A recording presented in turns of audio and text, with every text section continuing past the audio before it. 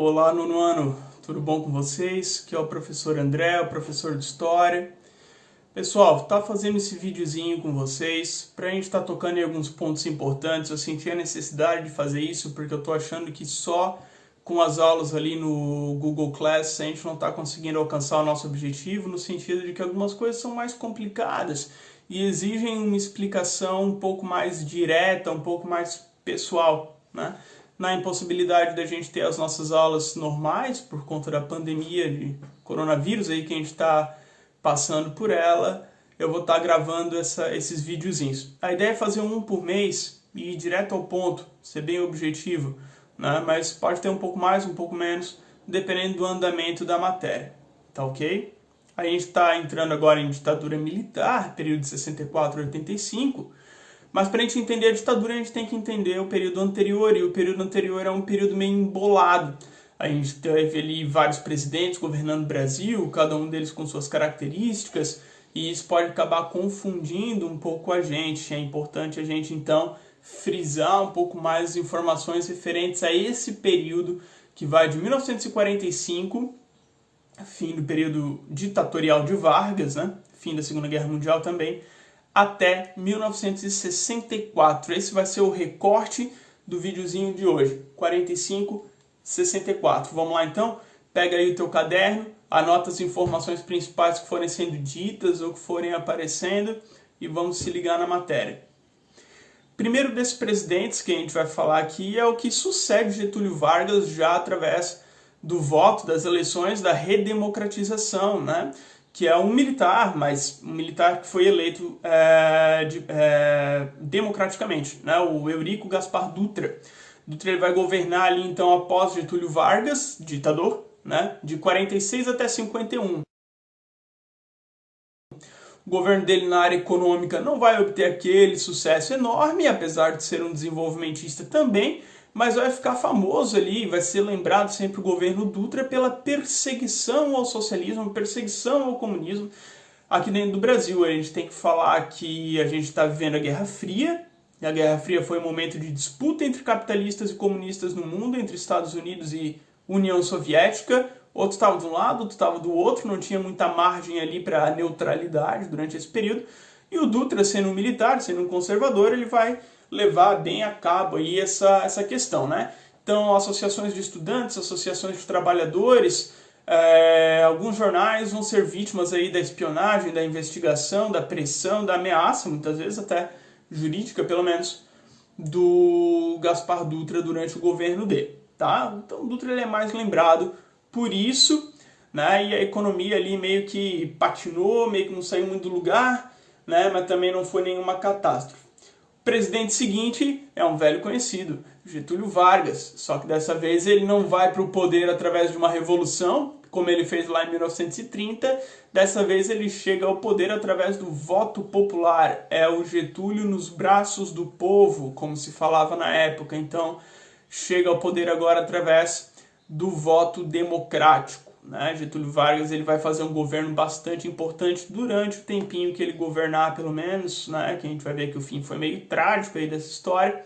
Getúlio Vargas ele vai criar a Petrobras durante o governo dele, trazendo, portanto, soberania, né? Domínio nacional sobre a sua produção de petróleo e o refino desse petróleo também, uma coisa muito importante.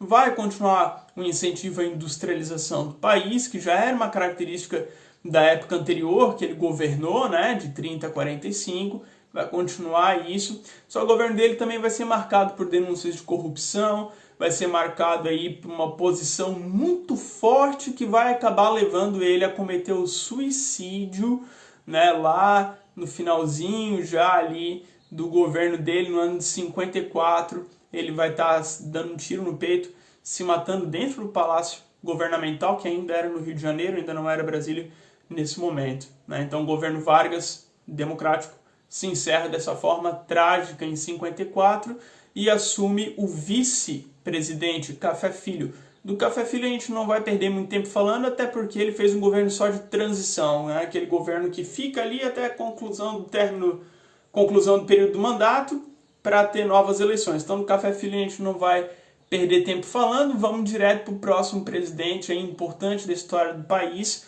o nosso querido Juscelino Kubitschek, o famoso JK, que vai governar de 56 até 61. JK é lembrado até hoje. JK fez muita coisa, JK na economia trouxe, né, através de incentivos e negociações, o setor automobilístico a se instalar de forma bastante forte no Brasil, principalmente na região sudeste. Então, empresas montadoras de carros, como a Volkswagen, por exemplo, vai estar criando suas empresas, suas fábricas montadoras de carro aqui no Brasil, que vai dar um impulso de industrialização bastante grande para o nosso país. Então, vai ter um empenho muito forte dele nessa parte, né?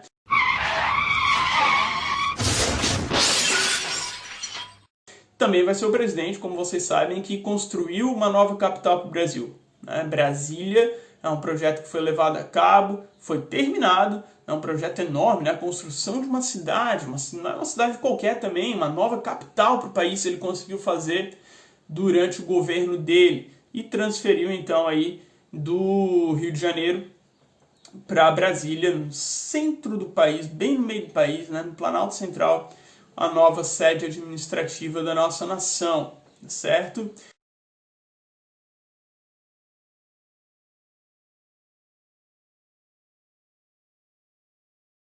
Haverão denúncias de corrupção, algumas verdadeiras, algumas infundadas durante o governo dele, mas o fato é que ele termina o governo ainda um presidente bastante popular, bastante querido pelo povo. Depois do Juscelino Kubitschek, a gente vai ter um dos presidentes mais bizarros desse período, né? O Jânio Quadros.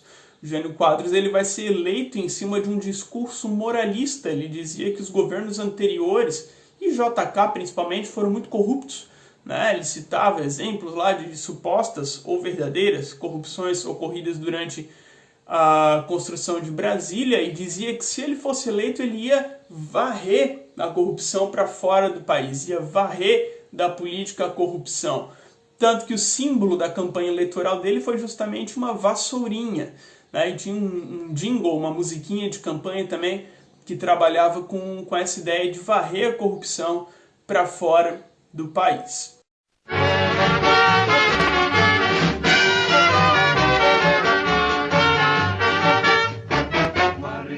Varre, varre, varre, varre, vassourinha, varre, varre a bandalheira.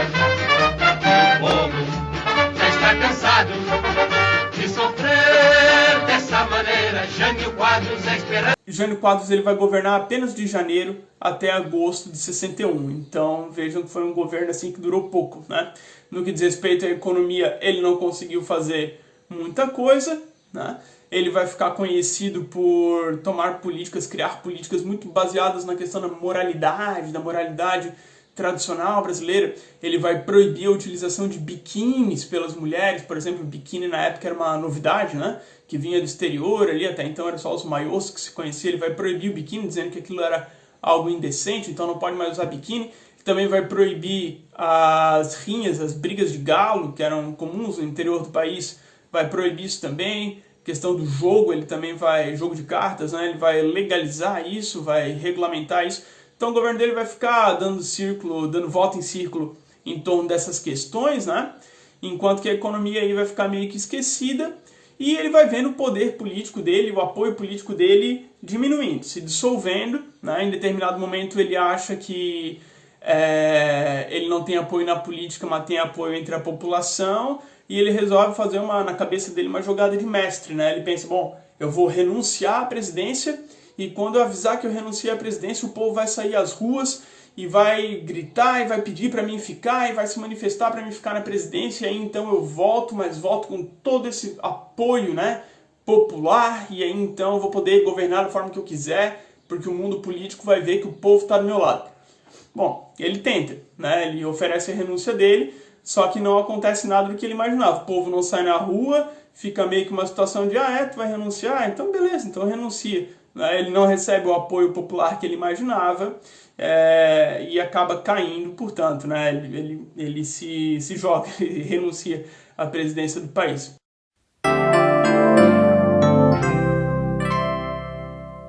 E assume o vice dele. Aí sim, para fazer o resto do mandato, governar de 61 a 64, o Jango, né, o João Goulart.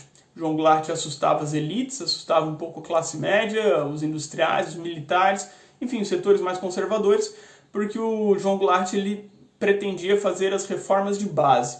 Né? O João Goulart ele queria fazer a reforma agrária, queria aumentar o salário mínimo, queria limitar as remessas de lucro das empresas estrangeiras para fora do país. Então, isso tudo assustava. É o contexto da Guerra Fria, né, gente? É o contexto ali de disputa entre comunismo e capitalismo no mundo, entre União Soviética e Estados Unidos.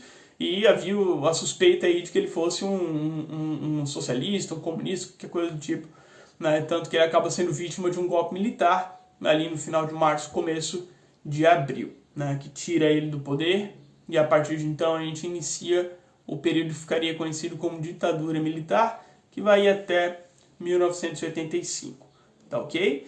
Então são esses os presidentes do período, né? Período que vai de 45 a 64, cada um deles, como vocês viram, com suas características, mas a gente procurou aqui ser o mais direto, mais objetivo possível, tá ok, galera? Espero ter ajudado com esse vídeo, espero que vocês possam ter tirado suas dúvidas.